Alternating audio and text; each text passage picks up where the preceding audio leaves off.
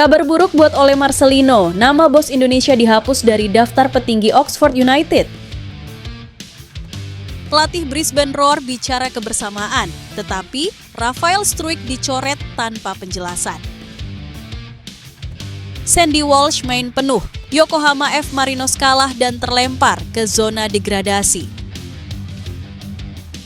Media Vietnam sindir timnas Indonesia U17 tanpa pemain naturalisasi di Piala Asia U17. 2025 Indonesia di bawah Vietnam. 3 pemain keturunan Indonesia yang bermain di Liga Inggris ini bisa dinaturalisasi jelang lawan Cina dan Jepang. Masyarakat Belanda sindir halus program naturalisasi timnas Indonesia.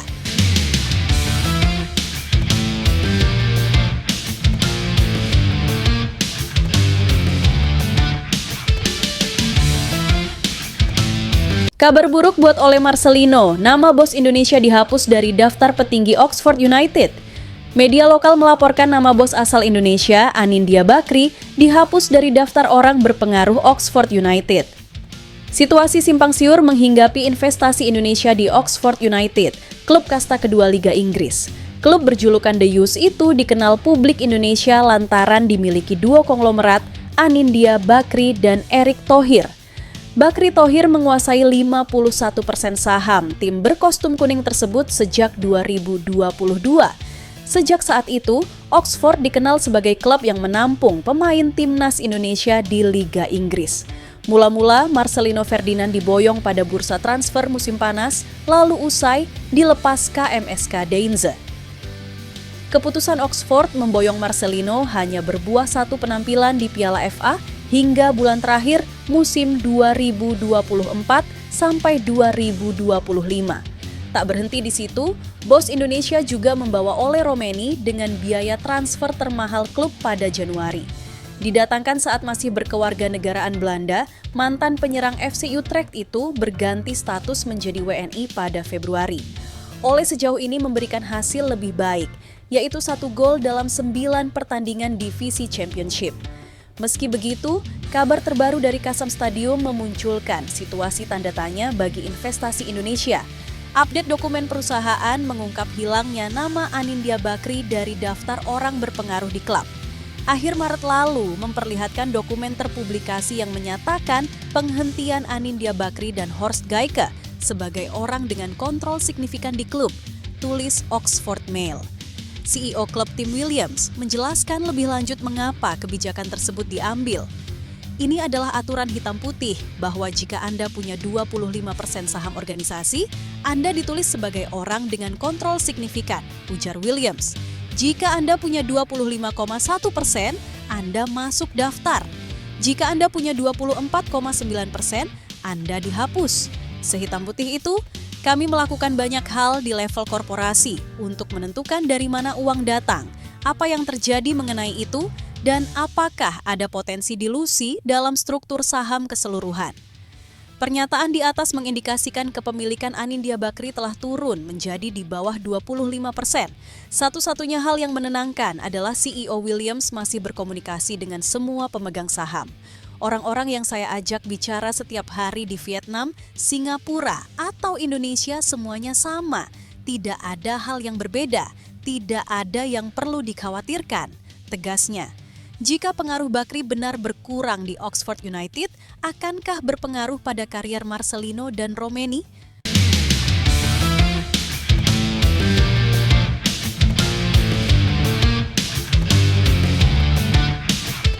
Pelatih Brisbane Roar bicara kebersamaan, tetapi Rafael Struijk dicoret tanpa penjelasan.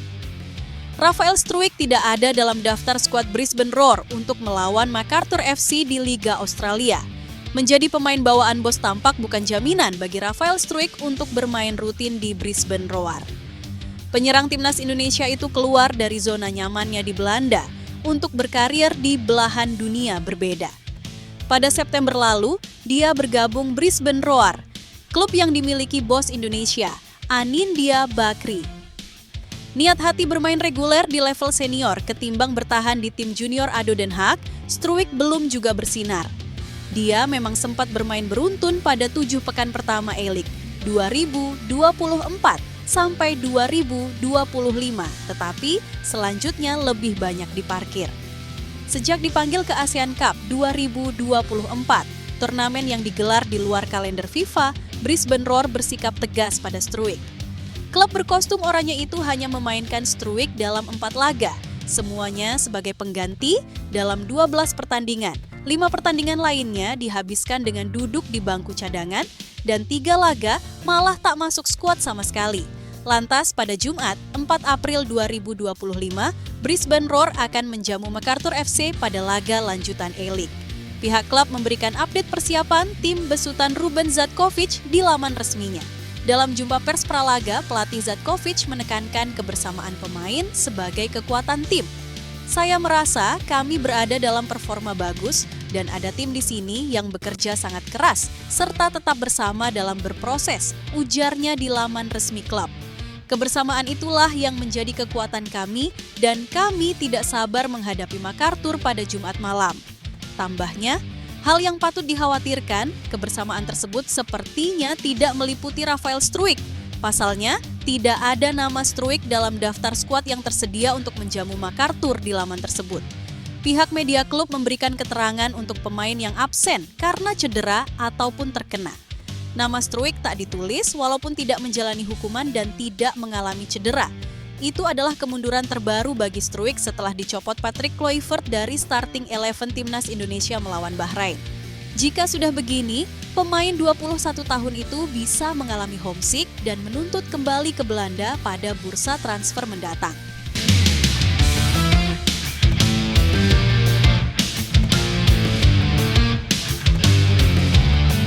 Sandy Walsh main penuh. Yokohama F. Marinos kalah dan terlempar ke zona degradasi. Pada kesempatan ini, Yokohama F. Marinos harus bertamu ke kandang Nagoya. Duel tersebut terlaksana di Stadion Toyota Jepang, Rabu, 2 April 2025.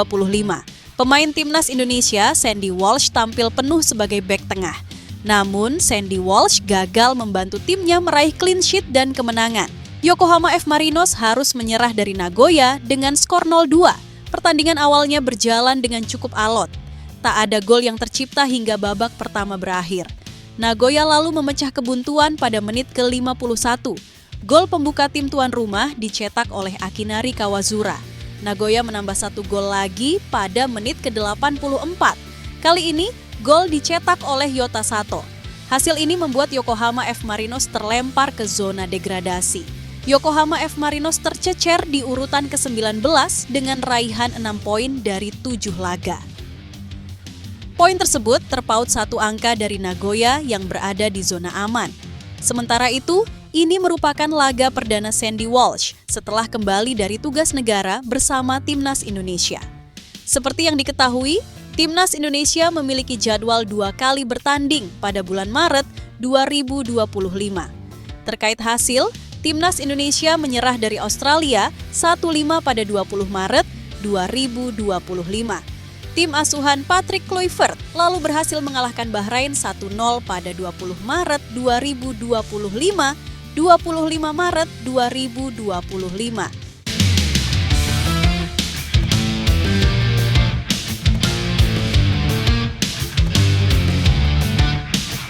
Media Vietnam sindir Timnas Indonesia U17 tanpa pemain naturalisasi di Piala Asia U17. 2025 Indonesia di bawah Vietnam. Media Vietnam Soha.en menyindir. Timnas Indonesia U17 jelang Piala Asia U17 2025 yang bergulir pada 3 sampai 20 April 2025 di Arab Saudi. Soha.en mengatakan Timnas Indonesia U17 yang tanpa pemain naturalisasi berada di bawah Timnas Vietnam U17. Sekadar diketahui, tak ada satupun pemain naturalisasi yang memperkuat Timnas Indonesia U17 di Piala Asia U17 2025. Sekalipun ada pemain keturunan yakni Matthew Baker, Australia-Indonesia, pesepak bola, 15 tahun ini tidak perlu melewati proses naturalisasi untuk mendapatkan paspor Indonesia. Efek ketiadaan pemain naturalisasi Rata-rata tinggi badan timnas Indonesia U17 di Piala Asia U17 2025 hanya 173,1 cm. Rata-rata itu merupakan yang terendah kedua, di atas Yaman U17. Tinggi badan timnas Indonesia U17 bahkan kalah dari timnas Vietnam U17 dan Thailand U17. Menurut Soha.in, ketiadaan pemain naturalisasi menjadi alasan kurang tingginya rata-rata tinggi badan personel skuad Garuda Asia, julukan Timnas Indonesia U17. Tanpa pemain naturalisasi, Timnas Indonesia U17 berada di bawah Vietnam, kedua terbawah di Asia, tulis Soha dalam judul artikel yang mereka buat. Saat Timnas Indonesia senior mengalahkan Bahrain, rata-rata tinggi pemain mereka mencapai 182,5 cm. Mengungguli Bahrain 176,6 cm. Kebanyakan pemain naturalisasi Indonesia memiliki tinggi badan 180 cm, sehingga fisik tidak menjadi masalah saat tampil di kualifikasi Piala Dunia 2026 zona Asia, lanjut Soha. Soha memprediksi tinggi badan bisa menjadi masalah yang dihadapi Timnas Indonesia U17 saat mengarungi Piala Asia U17 2025. Timnas Indonesia U17 berpotensi menjadi bulan-bulanan tim lawan saat diberikan bola-bola atas. Tinggi badan menjadi perhatian Timnas Indonesia U17. Di skuad Timnas Indonesia U17 hanya ada 2 pemain yang memiliki tinggi badan di atas 180 cm. Pelatih Nova Arianto pun pusing mencari cara mengatasi kelemahan ini, tegas Soha. Di Piala Asia U20 2025, tinggi badan juga menjadi titik leyah Timnas Indonesia U20. Mereka kebobolan banyak gol dari bola-bola atas yang relatif sederhana. Lanjut analisis Soha.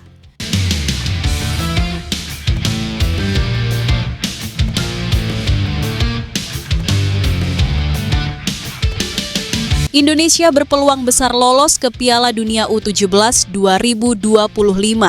ASEAN siap ukir sejarah bersama. Selain Indonesia, ada Thailand dan Vietnam yang mengikuti turnamen yang digelar di Arab Saudi. Turnamen Piala Asia U17 2025 sendiri bakal digelar pada 3-20 April 2025. Kans 3 wakil Asia Tenggara untuk lolos bersama ke Piala Dunia U17 2025 bakal lebih besar dari edisi-edisi sebelumnya. Pasalnya, peserta Piala Dunia U17 2025 bertambah menjadi 48. Asia sendiri mengirim 8 wakilnya ke Piala Dunia U17 2025.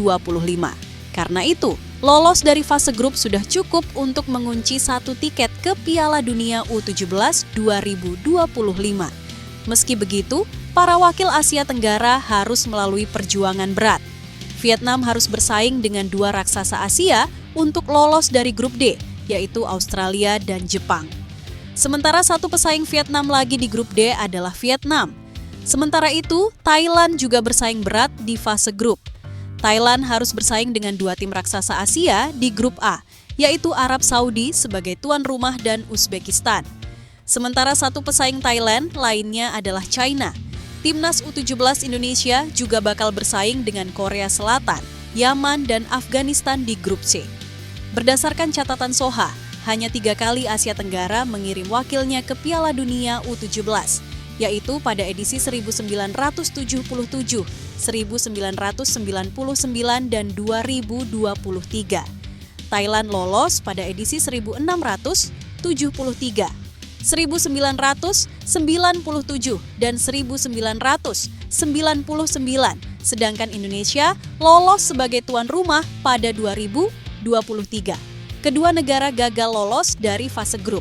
Media asal Vietnam, Soha, menyebut Asia Tenggara punya kans besar untuk meloloskan lebih dari 1 negara ke Piala Dunia U17 2025. Kesempatan paling besar didapatkan oleh Timnas U17 Indonesia mengingat peta persaingan yang lebih mudah dari Thailand dan Vietnam. Timnas U17 Indonesia bakal mengawali petualangan di fase grup pada 4 April 2025 lawan Korea Selatan. Tentu saja, peluang datang bersamaan dengan tantangan. Tulis Soha. Thailand U17 juga masuk grup yang tak kalah sulitnya dengan Vietnam U17. Gajah Perang harus menghadapi tuan rumah Arab Saudi, Uzbekistan, dan Cina. Grup Indonesia U17 terbilang mudah dengan 3 lawan Korea, Yaman, dan Afghanistan.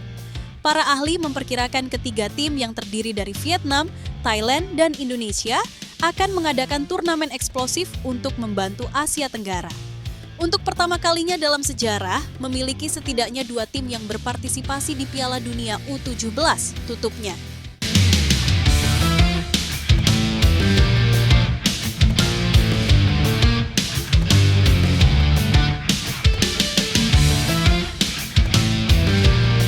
Tiga pemain keturunan Indonesia yang bermain di Liga Inggris ini bisa dinaturalisasi jelang lawan Cina dan Jepang. Berikut 3 pemain keturunan Indonesia yang bermain di Liga Inggris ini bisa dinaturalisasi jelang lawan timnas Cina dan timnas Jepang. Salah satunya punya harga pasaran 278 miliar. Perjuangan timnas Indonesia di babak ketiga kualifikasi Piala Dunia 2026 zona Asia belum berakhir. Skuad Garuda masih menyisakan 2 pertandingan sisa, masing-masing melawan Cina dan Jepang pada 5 dan 10 Juni 2025. Dihadapkan pada misi penting dalam 2 laga itu, timnas Indonesia bisa mencoba untuk menggait sejumlah pemain keturunan baru, termasuk di antaranya yang kini bermain di Liga Inggris. Siapa saja mereka? Nama yang pertama ada Jenson Seelt. Pemain satu ini merumput bersama Sunderland di divisi Championship. Nama Seelt sendiri telah mencuat sejak beberapa tahun lalu. Ia pernah disebut diincar Shin Tae-yong saat masih menukangi timnas Indonesia. Soal darah keturunan, Seelt disebutkan punya darah Indonesia dari sang kakek yang konon berasal dari Ambon. Mengingat usianya yang masih muda, ia bisa menjadi aset menjanjikan. Nama yang kedua ada Million Man Hoof. Pemain Stoke City ini sudah mengemas 28 pertandingan dan berkontribusi 4 gol serta 4 assist di divisi Championship. Manhoef disebutkan memiliki darah keturunan Suriname dan Indonesia. Pesepak bola satu ini termasuk pemain serba bisa karena dapat mengisi posisi seperti sayap kanan, bek kiri, hingga sayap kiri. Meski terbilang sulit, Manhoef bisa menjadi salah satu alternatif pemain keturunan baru untuk timnas Indonesia. Nama yang terakhir yaitu Pascal Struijk. Saat ini, sang pemain membela Leeds United yang berlaga di Championship, kasta kedua Liga Inggris. Struijk punya nilai pasaran mencapai 278,11 miliar. Bek berusia 25 tahun ini disebutkan memiliki darah keturunan Indonesia dari kakek atau orang tua ayahnya. Jika bisa masuk skuad timnas Indonesia, tenaganya tentu dapat menambah kekuatan di lini belakang skuad Garuda. Melihat ke belakang, kabar ketertarikan terhadap Struijk sebenarnya sudah mencuat sejak lama. Namun, hingga kini ia tidak kunjung dinaturalisasi. Itulah 3 pemain keturunan Indonesia yang bermain di Liga Inggris ini bisa dinaturalisasi jelang lawan timnas Cina dan timnas Jepang.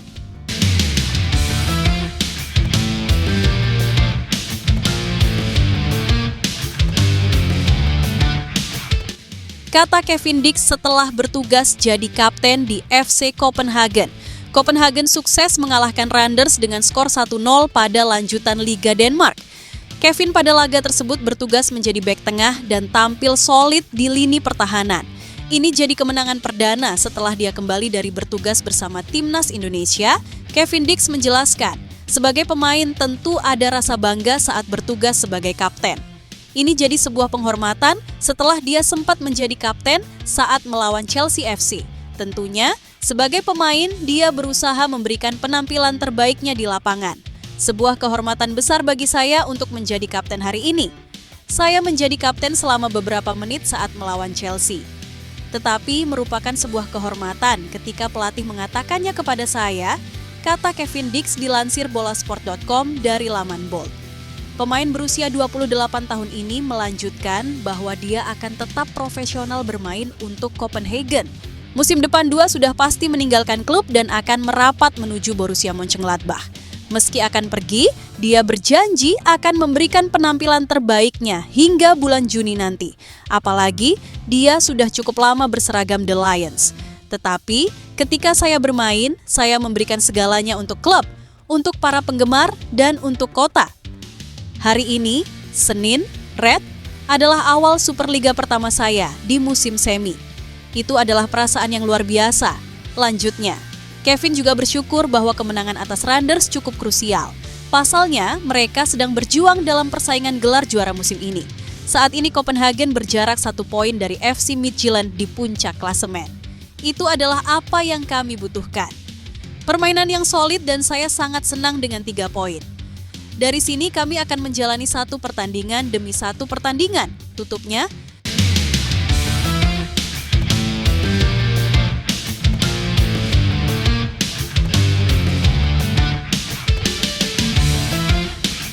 disebut media Belanda akan merapat bela timnas Indonesia, Tristan Goijer angkat bicara soal sepak bola Indonesia. Tristan Goijer, tengah santer, dikabarkan bakal merapat bela timnas Indonesia.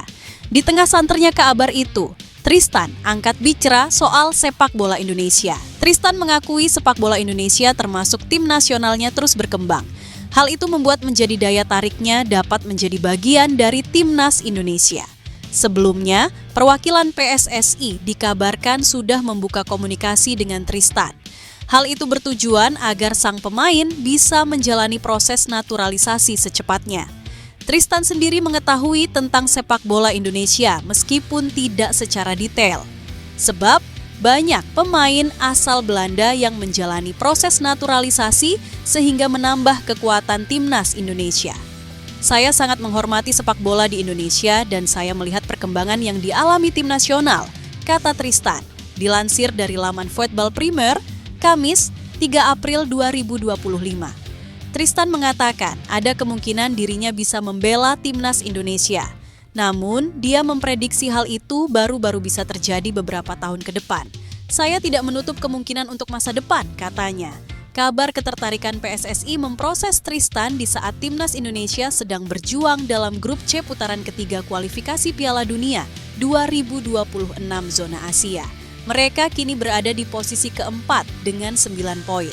Dalam laga terdekat, timnas Indonesia akan bersua dengan Cina.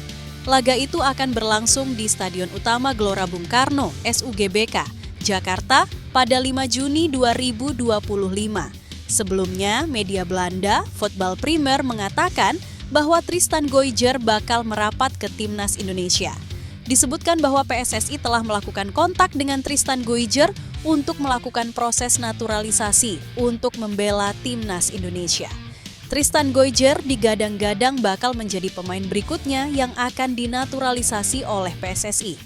Kabar tersebut menyusul isu Miliano Jonathan yang akan merapat ke timnas Indonesia setelah ayahnya melakukan prosesi mu'alaf. Federasi Sepak Bola Indonesia sekarang telah menghubungi Tristan Goijer.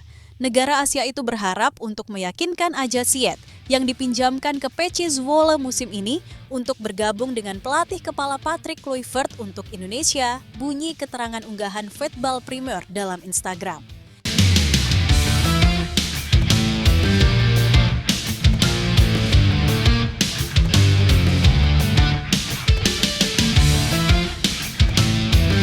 Masyarakat Belanda sindir halus program naturalisasi timnas Indonesia. Content kreator asal Belanda, The Mandems, baru-baru ini mendapat sorotan dari netizen Indonesia. Pasalnya mereka menyindir tim nasional, timnas Indonesia yang kini banyak diperkuat pemain keturunan Belanda Indonesia. Dalam video yang diupload The Mandems di akun TikTok, video tersebut memperlihatkan banyak pemain Belanda yang dengan mudah berganti membela timnas Indonesia. Berawal dari satu pemain, lalu banyak pemain yang akhirnya ikutan berganti kewarganegaraan. Sejatinya dalam video yang dibagikan oleh The Mandems tersebut, mereka tak memberikan pernyataan apapun. Hanya saja ada satu kalimat yang menanyakan, apakah pemain Belanda dalam video berminat membela timnas Indonesia? Sontak pemain tersebut berganti jersey yang awalnya Belanda, berubah menjadi memakai jersey Garuda. Setelahnya sejumlah pemain pun ikut berganti dari membela Belanda lalu berubah memperkuat timnas Indonesia. Tentu kejadian itu serupa dengan kenyataan timnas Indonesia saat ini. Awalnya hanya segelintir pemain keturunan yang tertarik membela Garuda, namun kini justru banyak yang berdarah Belanda Indonesia tertarik juga untuk bertarung bersama timnas Indonesia. Lantas, di kolom komentar itu banyak yang berdebat. Apakah video dimaksudkan menyindir PSSI karena program naturalisasinya tersebut? Atau justru menyindir para pemain Belanda yang dengan mudahnya berganti kewarganegaraan dan membela timnas Indonesia? Apapun itu, satu hal yang pasti netizen Indonesia terhibur dengan video yang dibuat The Man Dams. Kebanyakan menilai video itu hanya lelucon semata. Dalam video itu tertulis caption, akankah timnas Indonesia lolos ke Piala Dunia 2026? Sebab memang program naturalisasi yang sedang digalakan PSSI merupakan rencana jangka pendek agar timnas Indonesia bisa lolos ke Piala Dunia 2026. Terbaru, Emil Audero, Joey Pelupesi, dan Dean James adalah pemain keturunan yang baru saja resmi menjadi warga negara Indonesia, WNI. Kehadiran mereka untuk membantu Garuda lolos dari grup C babak ketiga kualifikasi Piala Dunia 2026 zona Asia. Sejauh ini, timnas Indonesia bertengger di posisi keempat grup C. Untuk lolos langsung ke Piala Dunia 2026, maka Garuda wajib finish 2 besar di grup C, yang mana hal tersebut sulit terwujud. Realistisnya, timnas Indonesia mengincar finish ketiga atau keempat di grup C. Dengan begitu, mereka akan lolos ke putaran keempat kualifikasi.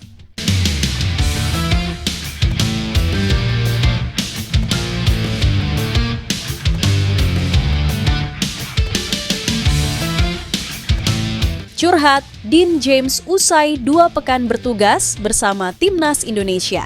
Menakjubkan dan tak terasa melelahkan. Bek kiri Go Ahead Eagles, Dean James curhat soal pengalamannya membela timnas Indonesia untuk kali pertama. Bek 24 tahun tersebut resmi menjadi warga negara Indonesia per 10 Maret 2025. Pemain Go Ahead Eagles tersebut langsung merasakan panggilan pertama timnas Indonesia untuk jeda internasional bulan Maret 2025. Dean James debut saat pasukan Garuda bertandang ke markas Australia. Dean James dipercaya sebagai starter pada laga tersebut.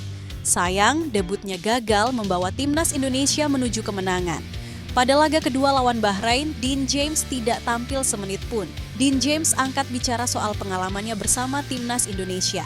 Pemain kelahiran Leiden tersebut mengaku merasakan banyak pengalaman indah selama membela timnas Indonesia. Dirinya senang merasakan debut bersama Merah Putih.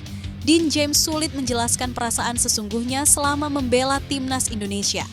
Ya, saya di sana selama 11 hari, ujar Dean James dilansir dari ESPN Belanda usai laga Feyenoord versus Go Ahead Eagles Minggu 30 Maret 2025. Pertama di Australia, lalu di Jakarta. Ya, itu indah sekali. Saya bahkan tidak bisa menjelaskannya. Banyak sekali yang terjadi, banyak hal yang harus saya hadapi. Pertandingan pertama di Sydney dan saya main. Sayangnya kalah 5-1, tapi senang bisa merasakan debut. Dan menang di pertandingan kedua, lawan Bahrain, sayangnya saya tidak main, lanjutnya. Dean James mengaku tidak merasa kelelahan saat langsung diturunkan sebagai starter usai membela timnas Indonesia. Pada laga lawan Feyenoord, Dean James tampil 75 menit. Ya, kalau harus main 90 menit, saya bisa, ujar pemain kelahiran Leiden tersebut. Tapi tentu saja ada dampaknya. Ini juga pertama kalinya yang saya alami. Paling tidak, saya bisa menjadi starter di pertandingan. Sayangnya ya, kami tidak bisa meraih 3 angka. Tutupnya,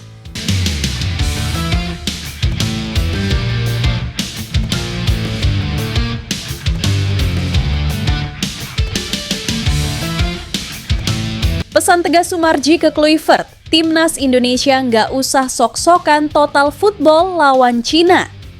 Target poin penuh timnas Indonesia di kandang saat menjamu Cina di laga ke-9, Grup C putaran ketiga kualifikasi Piala Dunia 2026. Timnas Indonesia akan menghadapi Cina di Stadion Utama Gelora Bung Karno SUGBK, Senayan, Jakarta pada 5 Juni mendatang. Skuad Garuda membutuhkan 3 poin untuk mengamankan 1 tiket ke putaran keempat babak kualifikasi Piala Dunia 2026. Sementara Cina butuh 3 poin juga untuk mengamankan tempat mereka di babak kualifikasi Piala Dunia ini. Sumarji menyadari penuh apa yang harus dilakukan skuad Garuda. Target 4 poin di 2 laga terakhir. 3 poin dari Cina dan 1 poin saat melawan Jepang akan menjadi modal timnas Indonesia tampil di putaran keempat. Sumarji mengatakan timnas Indonesia tak boleh memandang remeh Cina sebagai lawan selanjutnya. Lalu Patrick Kluivert diminta untuk membuat strategi yang tepat. Jangan asal menggunakan skema total football. Skuad Garuda hanya boleh memainkan gaya bermain seperti itu jika sudah banyak menggelar uji coba. Realistisnya, China kita dapat 3 poin, Jepang 1 poin.